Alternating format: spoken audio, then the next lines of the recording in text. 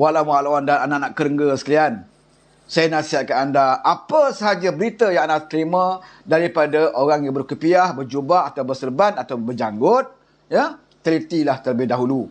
Sebab di akhir zaman ini, kalau dulu-dulu yang selalu buat fitnah, yang selalu melucah, ya, maki hamun ini, kalau dulu adalah anak-anak muda, ya, mamak rempit, ya, yang selalu melucah-lucah ni, bohjan, bohjan, ya, yang selalu cakap lucah ni.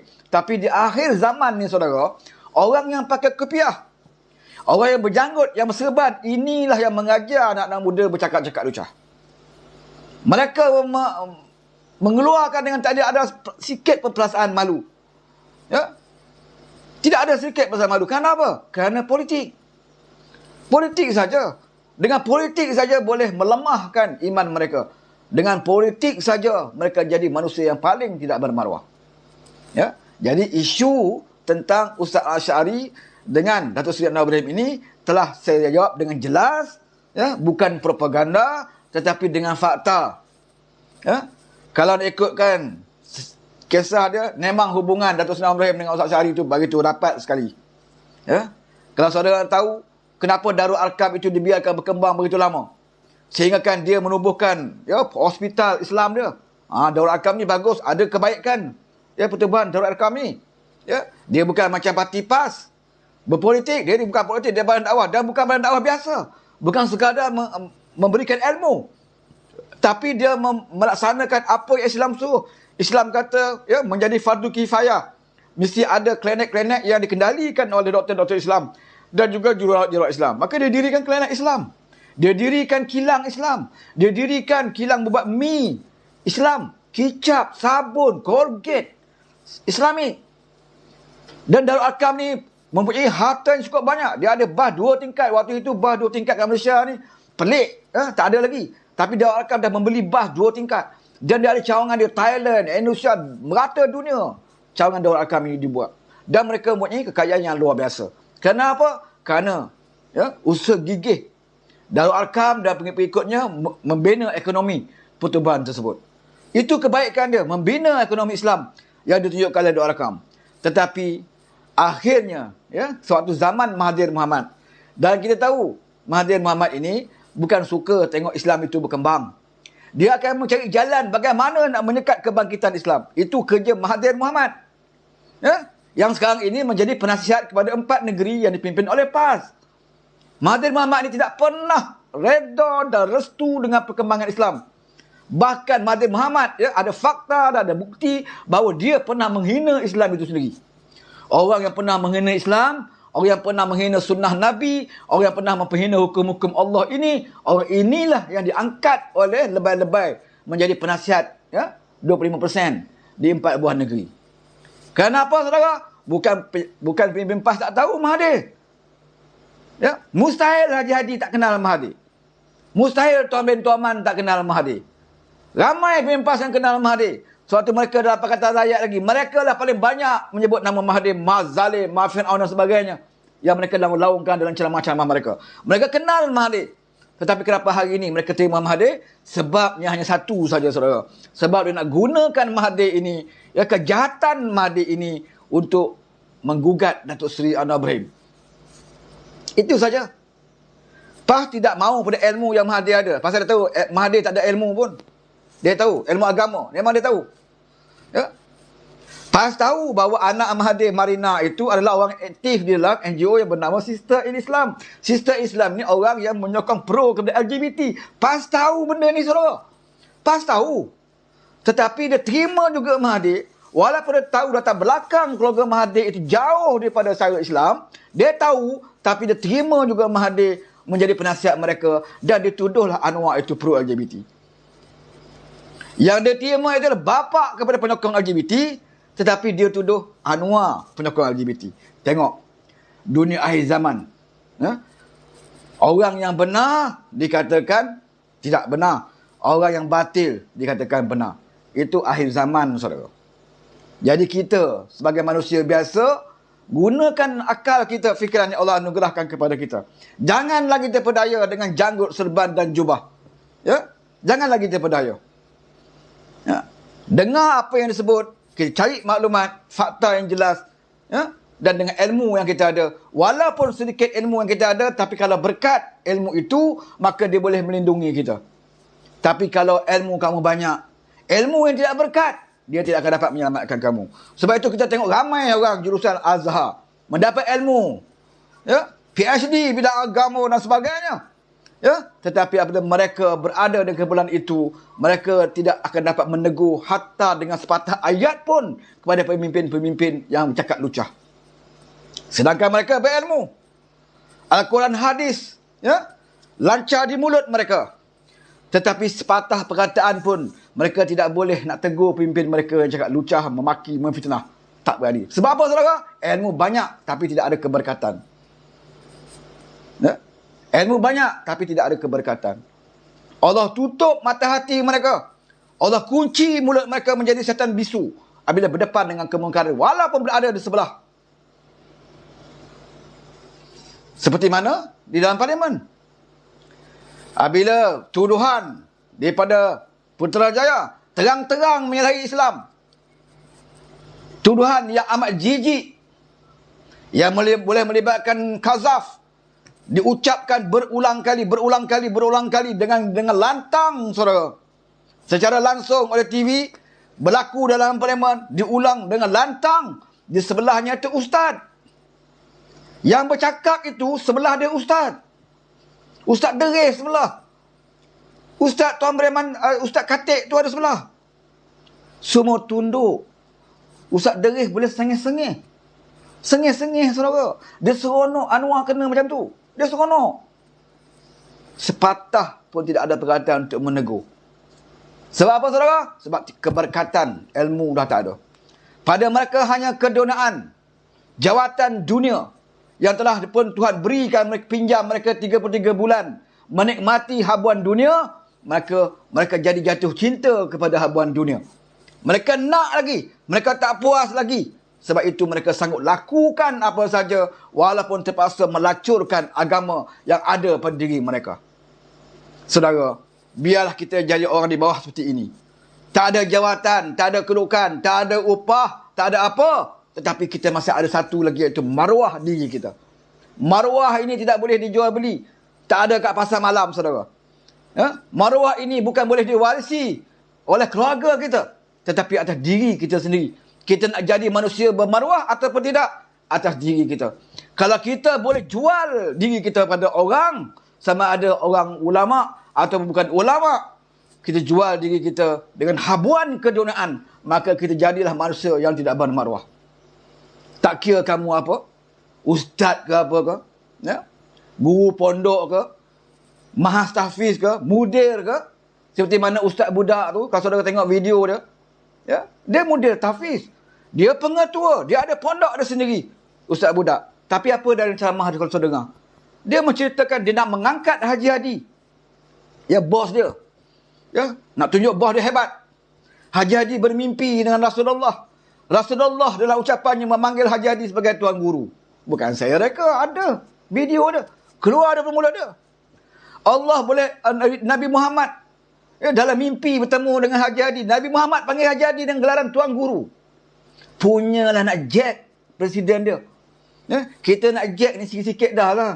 Macam kita nak jack kereta lah kan. Jack sikit-sikit dah lah. Jack tinggi-tinggi sampai kereta terbalik, saudara. Sampai kereta terbalik. Ya? Sebab itulah Haji Hadi semakin lama semakin mengarut. Sebab dia ada pengikut-pengikut yang sentiasa mengampu dia. Sehingga dia lupa diri. Sehingga dia rasa dia semuanya dia buat adalah benar. Tidak ada yang tidak benar, melainkan benar belaka. Inilah yang merosakkan ulama-ulama kita. Apabila ulama ini, ya, mudah makan diampu. Ya?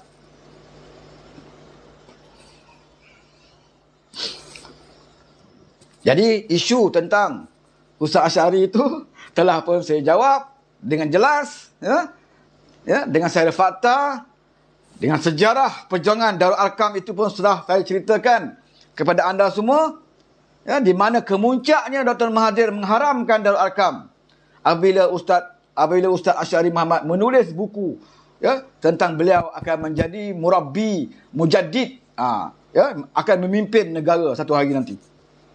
Ketika Ustaz Asy'ari mengatakan dia akan memimpin negara satu hari, ketika itulah Mahathir bertindak. Sebab bagi Mahathir, kau buatlah apa ajaran sekalipun, kau ajarlah apa sekalipun, jangan kau nak ambil kuasa aku.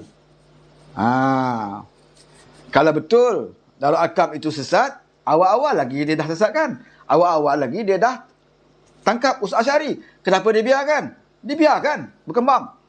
Ya. Tetapi apabila satu peringkat Ustaz Asy'ari menulis buku tentang bahawa dia akan menjadi pemimpin di kemudian hari, ya, maka ketika itulah Mahathir merasa kecut.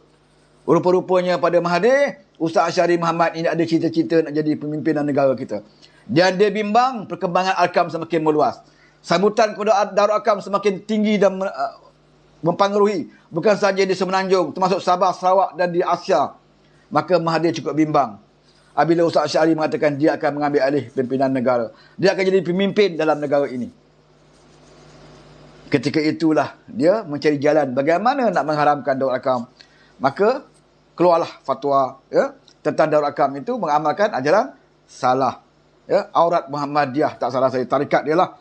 Ya, itu kita tak mau bahas. Itu orang ilmuwan saja yang boleh bahas. Tetapi apa yang nak kita ceritakan, ya, tentang perangai Mahathir. Ya, Mahathir ni boleh biarkan kamu lakukan apa saja, dia tak kisah. Benda baik ke benda buruk kamu boleh lakukan, asalkan jangan sentuh kedudukan dia. Sebab itu Datuk Seri Anwar Ibrahim itu, ya, difitnah dan diaibkan. Kenapa? Kerana Anwar ada setapak saja lagi untuk menjadi Presiden UMNO. Anwar ada setapak saja lagi untuk menjadi Perdana Menteri.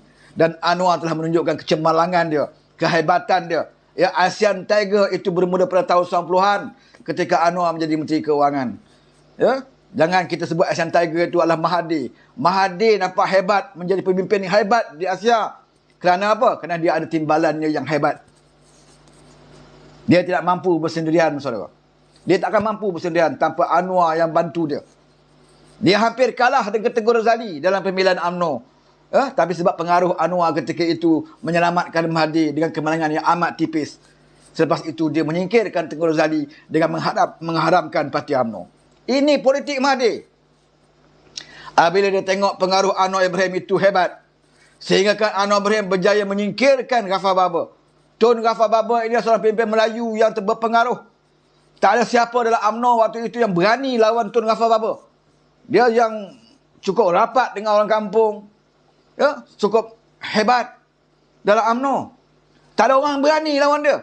Tetapi bila Datuk Seri Anwar Ibrahim menyatakan hasratnya untuk bertanding timbalan Presiden UMNO, Tun Ghaffar Babur tak bertanding dan dia sendiri menyatakan bahawa dia berundur. Sebab dia tahu dia tak mampu kan lawan dengan pengaruh Anwar Ibrahim ketika itu. Dan Tun Ghaffar keluar. Bukan keluar. Dia tak keluar UMNO. Tapi dia berundur. Dia tidak mempertahankan jawatannya dan Anwar jadi timbalan Presiden. Di situlah Mahathir melihat bahawa Anwar ini, kalau dibiarkan lama dalam UMNO, aku pun dia akan lawan. Sebab itu, ya, cari jalan bagaimana nak menyekat kemarahan Anwar Ibrahim. Ya, apatah lagi, dilihat tindak tanduk Anwar sebagai Menteri Keuangan, banyak menyusahkan dia. Tidak boleh menyenangkan dia dan keluarga dia. Tidak boleh membantu dia dalam banyak perkara untuk kepentingan diri dia dan keluarga dia dan kroni-kroni dia. Maka berlakulah episod malang dalam negara kita. Episod yang menjijikkan dan memalukan dalam negara kita. Bagaimana fitnah jahat dan jijik itu dimulakan di zaman era Mahathir Mohamad. Dia masih hidup, saudara. Dia masih hidup sekarang. Dia masih hidup sekarang ini. Kalau dia nak bertaubat, ya, kalau dia nak minta maaf, masih ada masa untuk dia lagi. Ya, tapi kalau kita lihat sekarang ini, nampaknya memang tidak ada, ya, tidak ada sedikit hatinya dan perasaannya untuk insaf. Kita pernah bagi peluang kepada dia untuk insaf. Sebab kita merasakan sebagai seorang manusia, ada ketikanya kita melakukan kesilapan dan kita boleh memaafkan dan kita bersangka baik. Sebab itu dalam Pakatan Harapan dulu, kita terima Mahathir Mohamad. Walaupun ramai di kalangan ahli parti yang tidak bersetuju dan tak percaya pun Mamat Kerala ini. Tetapi Anwar Ibrahim, ya, Anwar Ibrahim dan juga beberapa pimpinan lain berbincang. Ya, akhirnya mereka kata, takkanlah orang yang jahat ini akan jahat selama-lamanya. Takkan tak diberi peluang untuk mereka berubah. sikap, ya, untuk mereka menebus kembali kesilapan-kesilapan dia.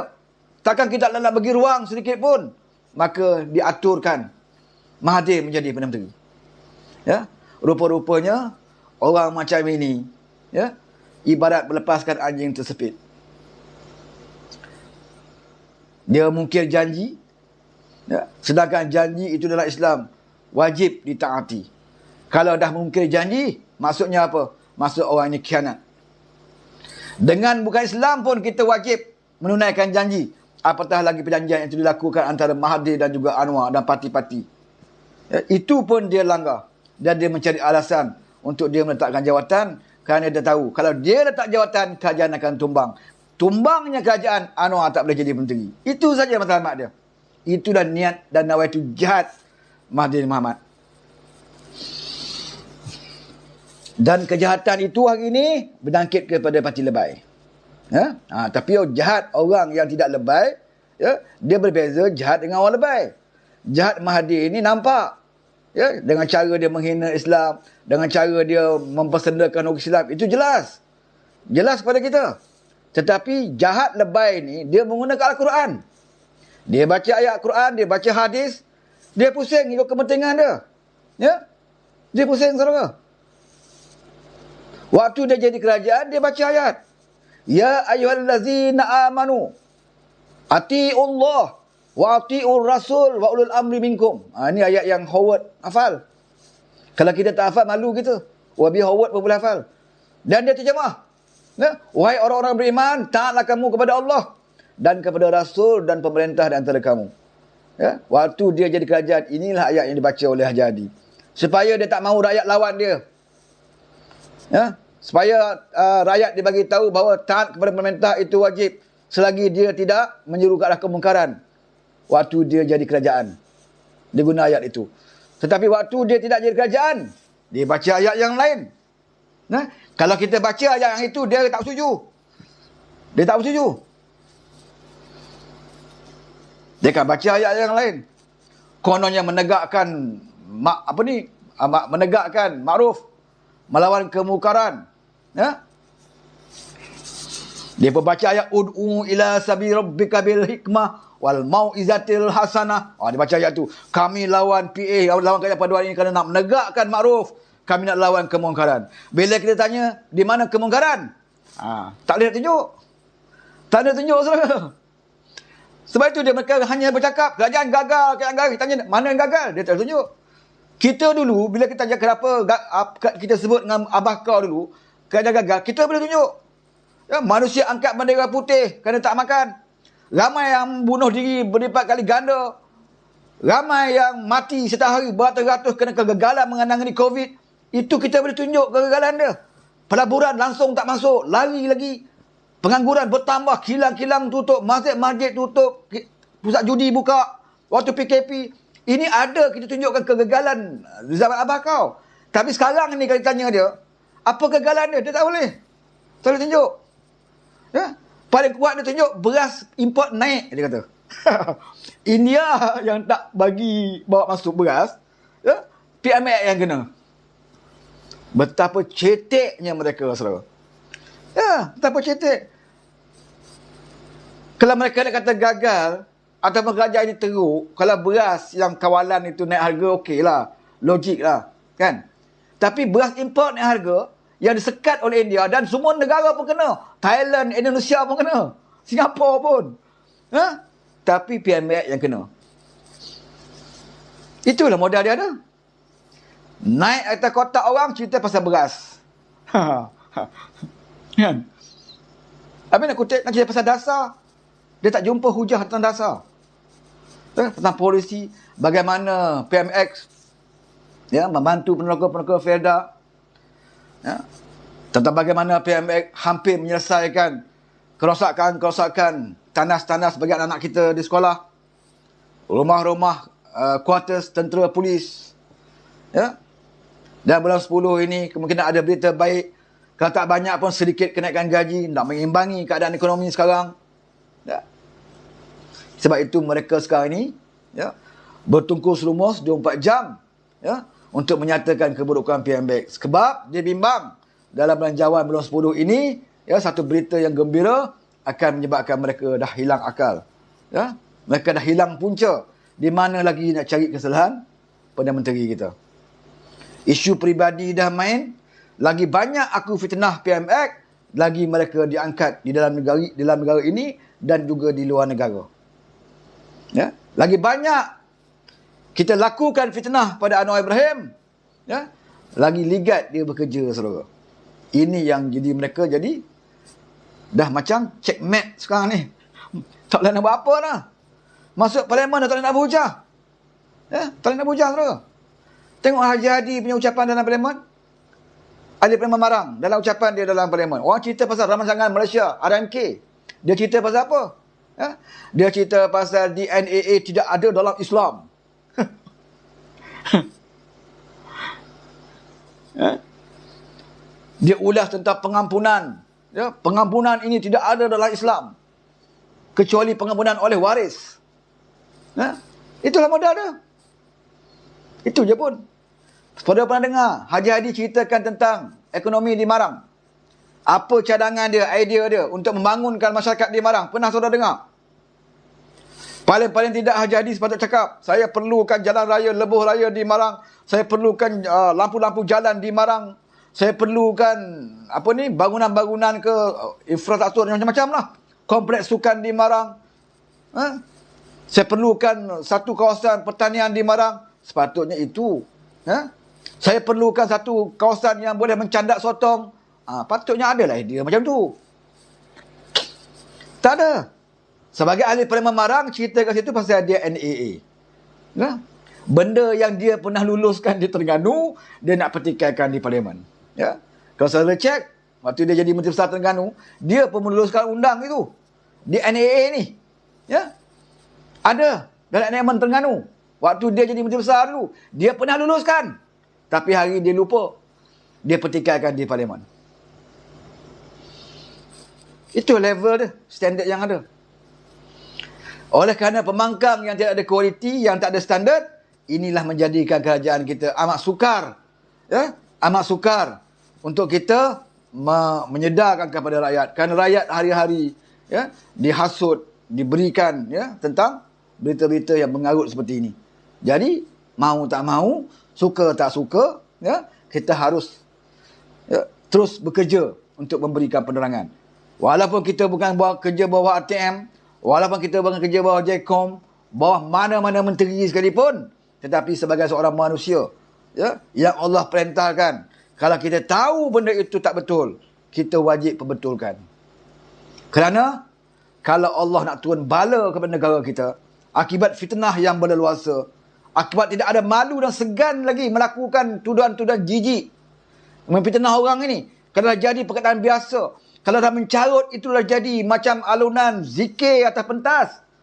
Dan orang tak pernah tegur. Kalau benda ini dah jadi amalan dalam negara kita, tidak mustahil Allah turunkan bencana dan bala kepada negara kita. Dan kepada ketika itu, ya, yang akan mendapat bala bukan orang yang melakukan kemungkaran sahaja. Bahkan alim ulama juga akan juga turut menerima akibat bala itu. Bila Allah turunkan bala, kamu orang berdosa ke, kamu orang tidak berdosa ke, kamu kaki judi ke, kamu tok imam ke, tetap akan mendapat bala tersebut. Sebab apa, saudara? Sebab kita tahu, tetapi kita tidak memberi tahu pada orang lain. Jadi kewajipan kita bagi tahu. Macam saya duk sebut tadi tentang fitnah. Kita dah jawab, itu adalah fitnah. Banyak lagi kalau cara senaraikan. Ya. Sampai pagi besok pun tak habis nak jawab fitnah ada orang ni. Jadi saya ucap tahniah lah kepada Fahmi Fadil. Ya. Sebab dia buat satu program. Apa tajuk dia tu? Biar betul. Betul ke ni apa tu kan? Yang akan bermula ni. Sebab nak jawab fitnah-fitnah yang dimainkan. Inilah satu sejarah dalam negara kita. RTM terpaksa buat satu program khas. Dulu tak pernah. Tapi kali ini kita kena buat program khas. Sebab apa? Sebab fitnah dah jadi mainan, makanan, sarapan dan zikir puak-puak ini. Satu hari kalau mereka tak buat fitnah, saya rasa mereka akan demam. Demam kura. Ya? Dah jadi macam sarapan mereka. Bangun pagi saja, sarapan mereka adalah fitnah. Makan tengah hari, sarapan mereka fitnah sampailah ke malam. Mereka terpaksa lakukan. Sebab apa, saudara? Sebab mereka mahukan kuasa ini secepat mungkin. Mereka nak jadi kerajaan secepat mungkin. Sebab lagi lama Anwar Ibrahim menjadi Perdana Menteri, mereka bukan saja berada dalam keadaan yang baik, malah mereka berada dalam keadaan yang kurang baik. Dan orang-orang yang ada masalah, sudah pastilah akan mendekati puak-puak lebay ini. Sebab itu jangan terteranjat. Kalau Mamak Kerala itu sekarang ini, ya, boleh mendekati Haji Hadi. Walaupun itu musuh ketat dia. Dia pernah mengkafirkan PAS. Dia pernah mengatakan mangsa memali itu mati kata. Ya, dia pernah katakan Haji Hadi ini macam-macam. Dia pernah gelar PAS ini, ya, seperti Taliban dan sebagainya. Ya, tetapi Mahathir fikir, ya, demi untuk menyelamatkan diri aku, anak aku dan keluarga aku, ya, aku harus bersama dengan Haji Hadi. Sebab kita nak tentukan bahawa Anwar jangan diberikan lama memimpin negara ini. Bayangkan saudara, Anwar yang satu ketika dulu, puluhan tahun, tidak ada kuasa. Tak ada kuasa. Pada zaman dia beraja, dia masuk politik, jadi pembangkang, tak ada kuasa pada dia. Sebagai ahli politik biasa, sebagai ketua pembangkang. Dalam keadaan itu pun, mereka tidak boleh nak tewaskan Anwar. Engkau penjara, keluar dia lawan. Engkau masuk dalam penjara lagi, keluar dia lawan. Engkau tumbuk lebam biji mata dia, sihat dia lawan. Engkau sepak terajang dia, sakit pinggang, dia pergi repair kat Jerman, balik dia lawan. Bermakna dia tidak pernah kalah dalam pertarungan sebelum ini ketika dia tidak ada kuasa. Bayangkan, orang insan yang sama, manusia yang sama ini, sekarang ini telah ada kuasa. Kalau di saat dia tidak ada kuasa pun, kamu tak mampu nak tumbangkan dia, nak tewaskan dia, apatah lagi dia ada kuasa sekarang ini. Cumanya, dia tak nak menggunakan kuasa dia ini untuk nak menzalimi orang. Itu saja, saudara.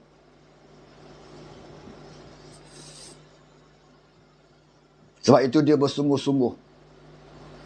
Ya, kalau perlu nak sabotaj ekonomi, lakukan. Lakukan apa saja. Ya, asal Anwar ini tidak lama menjadi Perdana Menteri. Mahathir tak mau lihat, ya, nama baik dia, orang gelar dia sebagai negarawan. Pandang KLCC, teringat muka Mahathir. Pandang Putrajaya, teringat muka Mahathir. Ya, ini nama yang dia harap berkekalan sampai kiamat. Orang akan sanjung dia. Dia bimbang kalau Anwar lama jadi Perdana Menteri, nama dia akan tenggelam. Nama dia akan tenggelam. Sebab itu, sebelum Anwar berjaya menunjukkan kebolehan dia, ya, sebab Anwar minta tak lama. Anwar tak minta 10 tahun, 20 tahun. Anwar minta 3-4 tahun ini saja. Dia minta rakyat berikan dukungan dan sokongan. Jadikan negara ini politiknya stabil. InsyaAllah, dia kata negara kita akan bangkit semula sebagai ASEAN Tiger. Kali ini di bawah Anwar Ibrahim itu sendiri.